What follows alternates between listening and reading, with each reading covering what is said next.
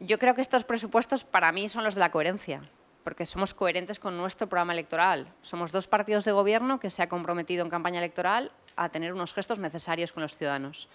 Y por tanto los vamos a hacer. Bajamos los impuestos, hemos eliminado ya la hora en los tramos de mediodía, por las tardes a partir de las 8 y los fines de semana. Hemos contratado la instalación de los cañones contra incendios en la Devesa. Apostamos por la seguridad, la limpieza, la vivienda y la sostenibilidad. Ya os digo que el área con más peso en este momento es seguridad y para nosotros es importante. Y bueno, y también optimización del gasto público y por eso disminuimos un 5,25% en la alcaldía, ¿vale?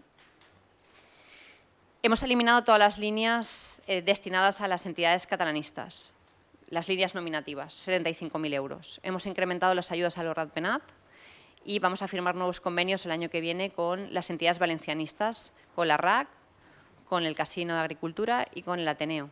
Impulsamos el Palau de la Música, os lo he explicado anteriormente, hemos incrementado el presupuesto un 22% y llegamos a los 18,4 millones de euros en uno de los proyectos estratégicos culturales más importantes para nosotros.